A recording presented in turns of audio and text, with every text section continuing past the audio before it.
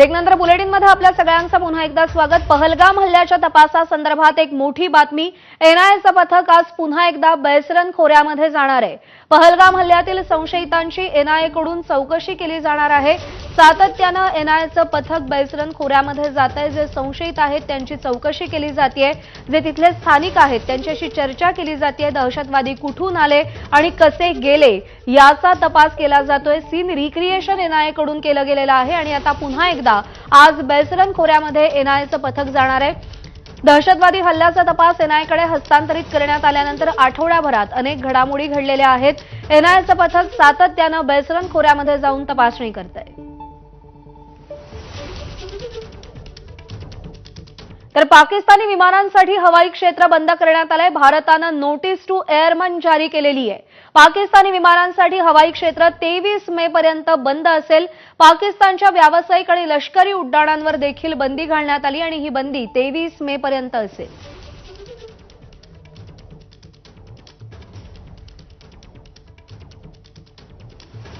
दरम्यान पहलगाम हल्ल्याबाबत आज सुप्रीम कोर्टामध्ये याचिका दाखल करण्यात आली आहे। सुनावणी आज होणार आहे। सुप्रीम कोर्टाच्या निवृत्त न्यायमूर्तींकडून घटनेच्या चौकशीची मागणी करण्यात आली आहे। पर्यटकांच्या सुरक्षेसाठी ॲक्शन प्लॅन तयार करण्याची मागणी आहे।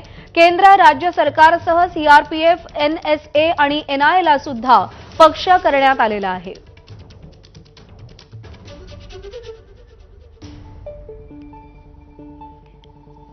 सोमेश कोलगे आपले प्रतिनिधी आपल्याला अधिक अपडेट देतील। सोमेश, पहलगाम प्रकरणी दिल्लीमध्ये नेमक्या काय घडामोडी सुरू आहेत आणि सुप्रीम कोर्टामध्ये याचिका दाखल करण्यात आली आहे। आज सुनावणी होतीये, काय म्हटलं गेलं याचिकेत, कोण कोण पक्षकार आहेत?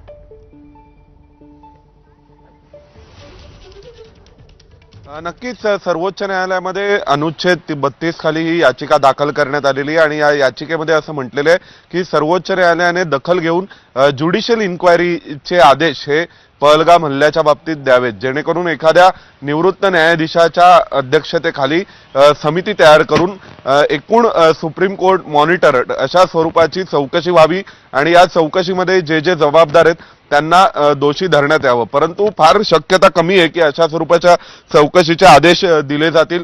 त्यासोबतच या याचिकाकर्त्यांनी यामध्ये राष्ट्रीय सुरक्षा सल्लागार अजित डोवाल, त्यासोबतच राष्ट्रीय तपास यंत्रणा एनआयए आणि सीएपीएफ म्हणजे ज्या केंद्रीय सेंट्रल आर्म्ड पोलीस फोर्सेस आहेत त्यांना देखील या याचिकेमध्ये पार्टी केलेलं आहे, पक्षकार केलेलं आहे।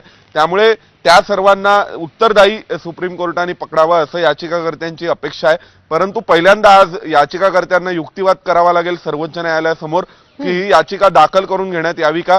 जर सर्वोच्च न्यायालयाने या याचिकेला एंटरटेन केलं, जर ही याचिका ऐकून घेतली तर कदाचित सर्वोच्च न्यायालय नोटीस इश्यू करू शकेल, परंतु ती शक्यता फार कमी आहे। त्याचं कारण एका बाजूला एनआयएकडून या संपूर्ण पहलगाम हल्ल्याची चौकशी सुरू आहे आणि त्याचवेळी ज्युडिशियल इन्क्वायरी पॅरलली ऑर्डर केली जाऊ शकते का, हा एक मोठा प्रश्न आहे। प्रज्ञा, सोमेश, अपडेट जाणून घेत राहू दिल्लीतले। तुर्तास धन्यवाद दिलेल्या माहितीसाठी। आणि घाबरलेल्या पाकिस्ताननं सलग 7व्या दिवशी सीमेवर गोळीबार केलाय। पाकिस्तानी लष्करानं एलओसी